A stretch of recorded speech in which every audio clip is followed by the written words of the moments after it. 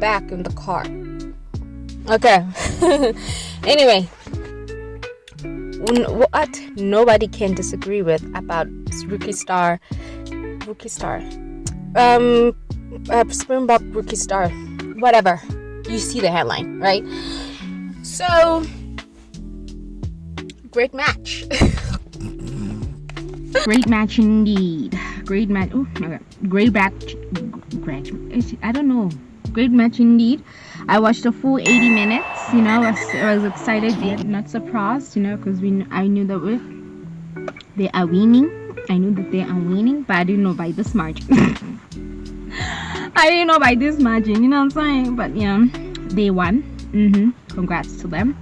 The star of the show was Ngomezulu / Feinberg. My eyes, Ngomezulu. He had 37 points. It's a South African Springbok record in a single match. He hit 3 tries and converted, I think he missed 1 conversion thingy. A lot of gripes with the match, but overall was a good match. There was a few instances where there was a try in the first half for the South Africans, but it was a knock-on the Argentinian side. But they scored the try, but it was a knock-on the Argentinian side, like I said, but it was reversed into a penalty. But the South Africans scored the try. Wouldn't that be an advantage? Because it wasn't the South Africans or a South African player that did knock-on. It was the Argentinian player that did a knock-on. So it was an advantage to the South Africans. But it was reversed into a no try to a penalty, and then South Africa scored the try anyway. Make it make sense. That instance. And the chess and we're coming to the chess and common one. But yeah, one of those. First half was very bizarre, if we're being honest. Yeah, it's a 67-30 championship win over Argentina in Durban. Has earned him praise from Rassi and Xia.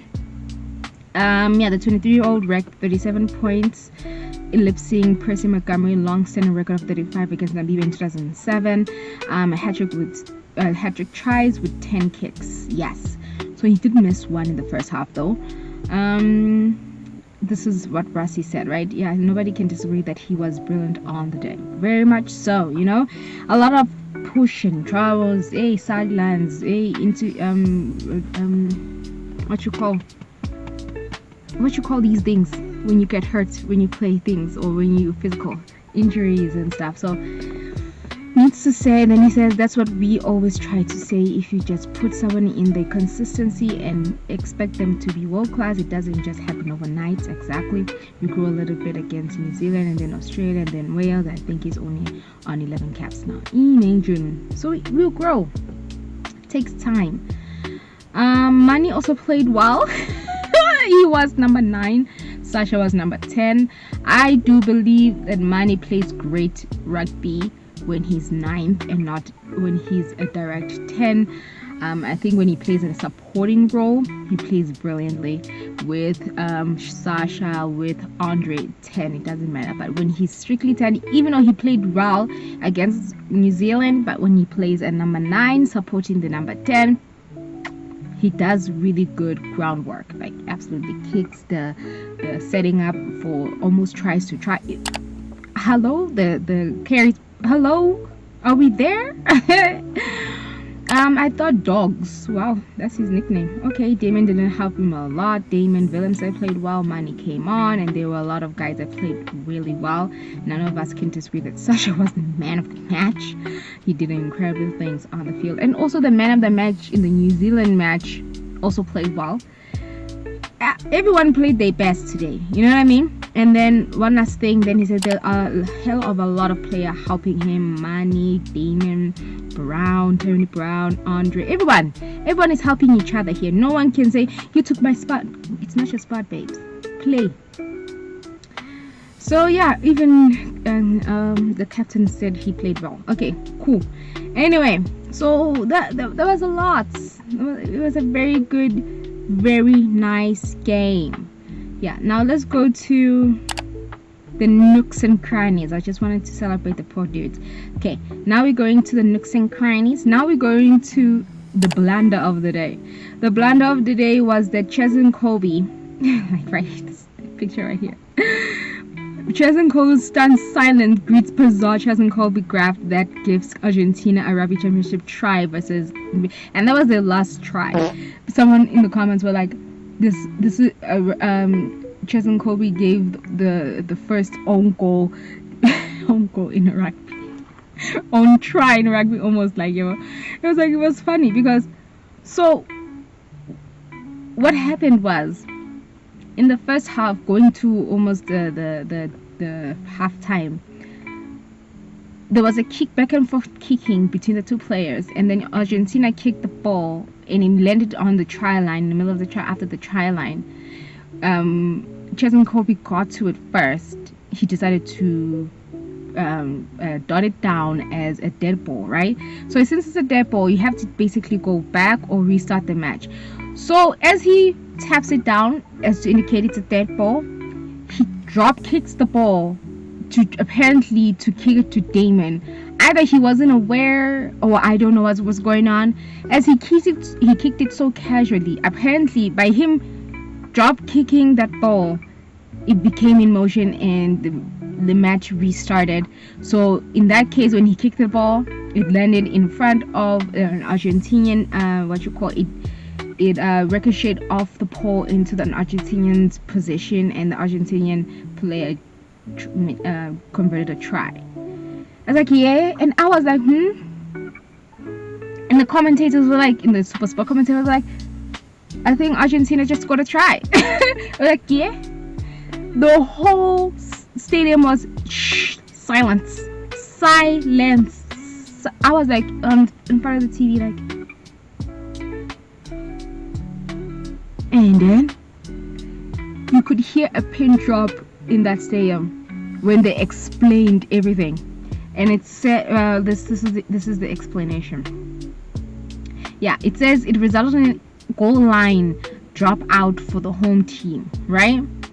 So here's it. Okay. Rather than pass the ball from his hands to whoever was to take the drop point, Kobe inexplicably drop kicked a misdirected kick from the outward towards Damon Willemse that drifted into the field of play, with some of the other teamers still retreating to get back behind the line. So they were still coming, and then realizing the ball was now live, Kuka Barres took a backward step to make sure he was outside the 5-meter line before handling, and then after he gathered he had the simple task of timing to score the try, puts the team at 11-14. Okay, and then this is what it says. Okay, I can confirm that on-field try is correct. Kobe looked stunned with what had happened. His embarrassment was confirmed by the referee. It said, here's the conversation. This is what the conversation said, if I remember correctly. Garner, the on-field, was like, so brats, we just want, I don't know if I see Australian. Okay, I can't do an Australian accent. So brat, so we just want to come up to you here to see what happened. At this stage, on-field decision is a draw. We believe that the winger took the drop quickly, so we can see to make sure that the case that everyone was onside here as well. Corin, sure. I want to confirm the drop kicks it. I'm going to show that now. He drops kicks it there, and then he takes the drop kick quickly.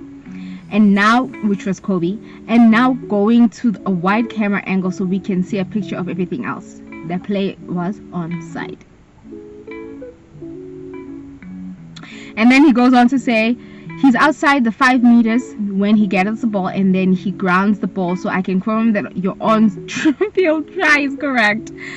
Let me explain this. Then he goes in to explain. He's like, he took the drop kick, right, which was a goal line drop out. He kicked it. The Argentinian player was onside, gathered it, and scored the try. He took the drop kick. So he took the ball, he dropped kicked. with a goal line dropout. So he first dotted the ball down as a goal line dropout, and then he took the ball, he drop kicked it in his legs towards Damon. Damon was, I don't know where, and it ricocheted from the pole infield again, and then the Argentinian person 5 meters away, so he has to be slightly 5 minutes behind the goal line. He cannot be in front or in front of any South African player, or he's offside. And he saw the opportunity and he went to it. Let's see if we can watch more quick. Jason Colby. Back on time. Drops down for a goal line dropout. He's outside the 5 meters and he grabs the ball. And he grabs the ball, so I can confirm that the on-field try is correct. Wow, how bizarre is that? Yeah, we were stunned. The whole stadium was like, even the players on the side, like, even Cole was like, stunned. Yeah, so that was it. Yeah, and then he did score in the second half, Kobe, and redeemed himself basically. In a bizarre moment, was initially greeted by silence from the South African broadcaster pundit Scott Burger and the legendary Jason Kobe with a tricist, you could say. I'm gonna get that commentator instead, the English version, the South African one. And he was quoted saying, if ever there was a stunned silence in the commentary booth or around the stadium, that was it. I was like in front of the TV. But yeah, that was the last try they scored in a way during the match.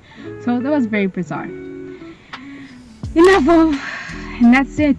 That was my rugby experience. We were so happy. A lot of crying, a lot of everything. And then we have the results. The results on Saturday, there was the Women World Cup finale. We first started with the semi-final, and then the final. New Zealand took third, France fourth.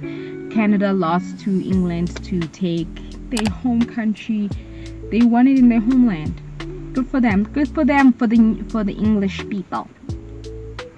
And then the Rugby Championship beeps in New Zealand 33-24, 6-4. But I feel like there was a lot of people complaining about the refereeing in the New Zealand Australian match. A lot. I didn't get to watch it because I was somewhere else, but there was a lot of problems there. Yeah, that's rugby. I'm done with that now. It's fun. Anyway, thank you much for watching, and I'll see you in the next